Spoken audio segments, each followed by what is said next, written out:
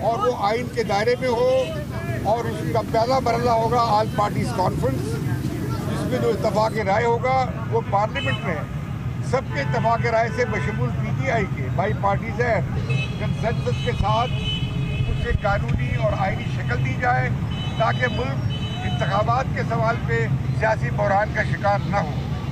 عمران خان صاحب نے ہماری بات کو بڑے سنجیدگی سے سنا ہے، بڑی دلچسپی سے سنا ہے، اور انہوں نے ہمیں حمایت دلائی ہے کہ وہ اس کوشش میں سیاسی ڈائلاگ شروع کرنے کے لیے سیاسی جماعتوں کے درمیان اور آل پارٹیز کانفرنس کے لیے ان کی ہمیں حمایت حاصل ہوگی۔ میٹنگ میں بہت سنجیدہ سوالات اٹھے ہیں اعتماد سازی کے حوالے سے۔ ملک کا ماحول جتنا کشیدہ ہے، اس کے ہوتے ہوئے پرامن اور منصفانہ انتخابات نہیں ہو سکتے، لہٰذا سول سوسائٹی سمجھتی ہے کہ ایسے اقدامات سے حکومت کی انتظامیہ بھی اجتناب کرے، جیسے دہشت گردی کے مقدمات ہیں، جیسے 144 لگا دیا جاتا ہے، جیسے سیاسی کارکنوں کو گرفتار کیا جاتا ہے خوفناک کیسز پہ، اور خاص طور پہ یہ دہشت گردی کے کیسز ہیں، یہ تو سیاسی کارکنوں میں لگانا میں سمجھتا ہوں بہت زیادتی ہے۔ اسی طرح عمران خان صاحب نے اپنا جو کنسرن ہے زندگی کے حوالے سے وہ بھی ہمارے ساتھ شیئر کیا ہے۔ ہم سمجھتے ہیں کہ عمران خان صاحب کی جو اس بارے میں اپنی حیثیت ہے انہیں ایڈریس کرنا چاہیے، اور ہم کسی صورت میں کسی بھی سیاسی جماعت کو اور سیاسی لیڈر کو انتظامی طریقے سے یا کسی بھی اور طریقے سے سیاسی میدان سے نکالنے، انتخابی عمل سے نکالنے کی مخالفت کریں گے۔ ہم پرائم منسٹر صاحب سے اپیل کرتے ہیں، ہم نواز لیگ سے اپیل کرتے ہیں، ہم بلاول بھٹو اور آصف زرداری پارٹی سے اپیل کرتے ہیں، ہم مولانا فضل الرحمان سے اور دیگر پارٹی سے اپیل کرتے ہیں کہ وہ آل پارٹیز کانفرنس کے حوالے سے جو ہم نے ایک نکاتی ایجنڈا کیا ہے اس کی حمایت کریں۔ ہم یہ کانفرنس باقی پارٹی لیڈر سے مشاورت کے بعد اس کا اعلان کریں گے، تاکہ ساری پارٹیز کا اس پہ اتفاق ہو سکے یا اتفاق ہو جائے۔ اس میں یقیناً تحریک انصاف جو مخالف جماعتیں ہیں ان کے بھی کنسرنس ہیں، جو بھی جینوئن جمہوری اور آئینی کنسرنس ہیں وہ ایڈریس ہونے چاہیے، اور یہ کہ عوام کے انسانی حقوق کا تحفظ ہو، اور خاص طور پہ حق کے اظہار جو ہے، اور خاص طور پہ جو حق کے رائے دہی ہے، عوام کا ووٹ دینے کا حق اور اپنے نمائندے چننے کا حق، اس پر کسی طرح کی کوئی قدغن نہ ہو اور اس پر کوئی سوال نہ اٹھایا جا سکے۔ یہ انتخابات شمولیتی ہوں، انکلوسیو ہوں، کسی کو ایکسکلوڈ نہ کیا جائے۔ جہاں تک مقدمات کا تعلق ہے، ڈیو پروسیس ہونا چاہیے، کسی کو سیاسی میدان سے نکالنے کے لیے لیگل پروسیس کو استعمال نہیں کرنا چاہیے، کسی کو بلانے کے لیے نہیں کرنا چاہیے۔ ڈیو پروسیس جو آرٹیکل 10 کہتا ہے آئین کا، اس کے مطابق ہم سمجھتے ہیں کہ سیاسی قائدین کا ہی مفاد ہے اس میں کہ پاکستان میں جمہوریت پھلے پھولے، آگے بڑھے، اور آخری آربیٹر جو ہے فیصلہ کرنے والے وہ عوام ہیں، اور انہیں ہم موقع دیں اس کے لیے فضا بنائیں۔ اچھا سر آپ کیا اچھا ایک منٹ، ہم عمران خان صاحب کا اور تحریک انصاف کا شکریہ ادا کرتے ہیں کہ جنہوں نے ہماری حوصلہ افزائی کی ہے اور ہمارے اس انیشیٹو کی حمایت کی۔ سر سینٹر میں آ جائیں آگے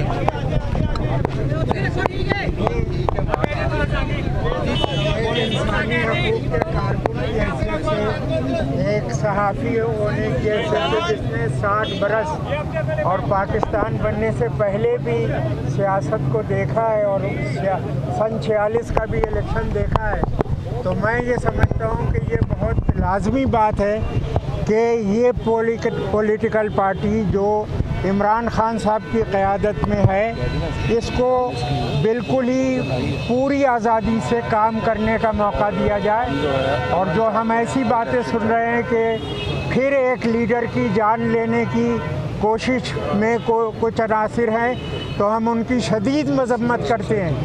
بالکل اس کی اجازت نہیں ہونی چاہیے کہ کسی بھی سیاسی لیڈر کو یعنی زندگی اس کی چھیننے کی کوشش یا اس کو سیاست سے بے دخل کرنے کی کوشش، یہ انتہائی کنڈیمیبل ہے، اس کی ہم مذمت کرتے ہیں۔ ہم سمجھتے ہیں کہ پاکستان جمہوریت کے بغیر نہیں چل سکا، ہمارا ملک ٹوٹ گیا اس واسطے کہ ہم نے اقتدار اس لیڈر کو نہیں دیا جس کا حق تھا۔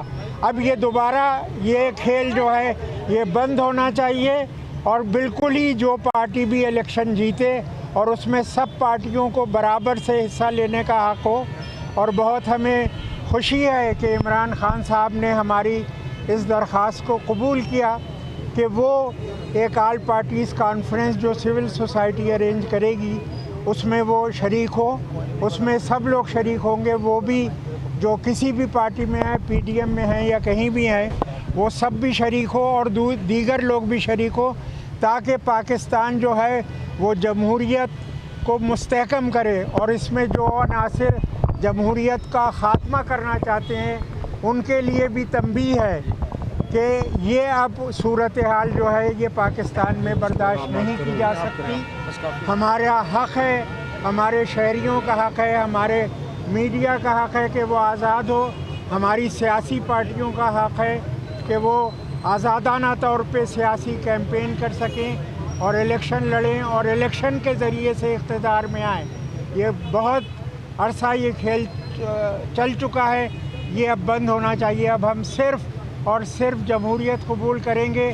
और एक बार मैं फिर ये समझता हूँ कि इस बात का हम इयादा करते हैं कि वो अनासिर जो किसी भी सियासी लीडर के जान लेना चाहते हैं वो पहले बहुत कुछ पाकिस्तान को नुकसान पहुंचा सकें। और ये बिल्कुल ही काबिल कबूल नहीं है। उन लोगों को, उन अनासिर को पाकिस्तान की इंटेलिजेंस एजेंसीज एक्सपोज करें और उनको अरेस्ट करें जो इमरान खान साहब की जान पे हमला आवर होना चाहते हैं। बहुत शुक्रिया। खटक साहब सेंटर में आ जाए, सेंटर खटक साहब सर सेंटर में आ जाए, इधर आ जाए, राइट साइड एक थोड़ा आगे आ जाए, थोड़ा चलिए सर। हम जो सिविल सोसाइटी के लोग आए, हम इनको खुशामदीद किया, हम इनका शुक्रिया अदा करते हैं। इन्होंने जो प्रपोज़ल दी है मनो अन हम उसको तस्लीम किया है, क्योंकि हम पुरअमन लोग हैं।